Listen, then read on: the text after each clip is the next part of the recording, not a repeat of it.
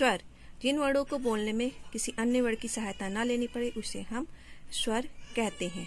हम कह सकते हैं स्वरों का उच्चारण स्वतंत्र रूप से बिना किसी दूसरे वर्ण की सहायता से किया जाता है। जिन वर्णों का उच्चारण करते समय हवा मुंह में बिना किसी रुकावट के बाहर निकलती है उसे हम स्वर कहते हैं। जैसे अ, आ, ई, इत्यादि। स्वर के भेद। स्वरों के 3 भेद होते हैं, ह्रस्व, दीर्घ और प्लुत स्वर। ह्रस्व स्वर को मूल और लघु स्वर भी कहते हैं। अ, ई, उ और री यह मूल स्वर या लघु स्वर कहलाते हैं, क्योंकि इनको बोलने में बहुत कम समय लगता है, इसलिए इसे हम लघु स्वर कहते हैं। और यह अपने मूल अवस्था में रहते हैं, इसलिए इसको हम मूल स्वर कहते हैं। दीर्घ स्वर को हम गुण, संधि या संयुक्त स्वर भी कहते हैं, क्योंकि इसको ह्रस्व स्वर से दुगना समय लगता है बोलने में, इसलिए इसको हम गुरु स्वर करते हैं। और क्योंकि यह ह्रस्व स्वरों से मिलकर बनते हैं, इसलिए इसे हम संधि या संयुक्त स्वर भी कहते हैं। आ, ई, उ, ए, ओ, औ। प्लुत स्वर ह्रस्व स्वरों से तिगुना और दीर्घ स्वरों से दुगना समय यह स्वर बोलने में लेते हैं। प्लुत स्वर का प्रयोग हमेशा किसी को पुकारने में किया जाता है।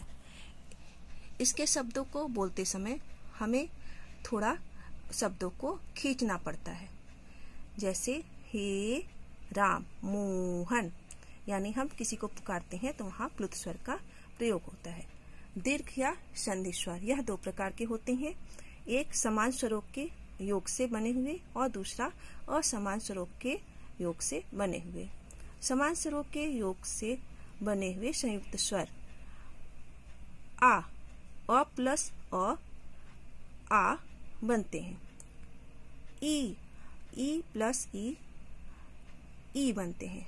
उ प्लस उ मिलकर उ बनाते हैं।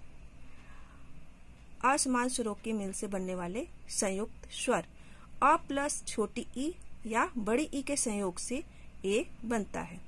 अ प्लस ए के संयोग से ए बनता है। अ प्लस उ या बड़ा उ, अ प्लस छोटा उ या बड़ा उ के संयोग से ओ बनता है। और अ प्लस ओ के संयोग से अ बनता है। मात्रा, स्वरों के निश्चित चिन्हों को हम मात्रा कहते हैं। स्वरों के निश्चित चिन्ह बनाए गए हैं जो व्यंजनों के साथ प्रयोग किए जाते हैं। स्वर और स्वरों की मात्राएं। अ की कोई मात्रा नहीं होती है। जो भी व्यंजन हम बोलते हैं अगर वह शुद्ध रूप में रहते हैं तो उसको हम नहीं बोल सकते हैं। उसमें अ जुड़ जाता है तो उसको हम बोल लेते हैं, यानी उसमें स्वर जुड़ जाता है तो हम उसको बोल लेते हैं। तो सभी व्यंजनों में अ जुड़ा होता है। आ की मात्रा को हम इस प्रकार से लिखते हैं व्यंजनों के बगल में। ई की मात्रा को हम व्यंजनों में इस प्रकार से आगे की तरफ लिखते हैं। इसकी मात्रा को हम व्यंजनों में पीछे की तरफ इस प्रकार से लिखते हैं। उ की मात्रा को हम व्यंजनों में इस प्रकार से नीचे की तरफ लिखते हैं। इसकी मात्रा को हम व्यंजन में इस प्रकार से नीचे की तरफ लिखते हैं। री की मात्रा को हम इस प्रकार से लिखते हैं और यह भी व्यंजनों में नीचे ही लगाई जाती है। ए और ए, इसकी मात्रा को हम व्यंजनों में हमेशा ऊपर लगाते हैं। ओ, औ,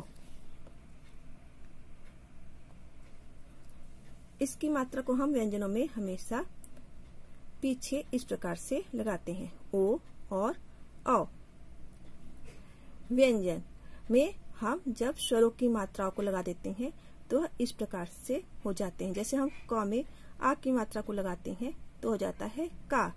ई की मात्रा लगाएंगे ई। इसी प्रकार हम स्वरों का प्रयोग व्यंजनों में, स्वरों की मात्राओं का प्रयोग हम व्यंजनों में करते हैं। इसके आगे का हम नेक्स्ट वीडियो में पढ़ेंगे।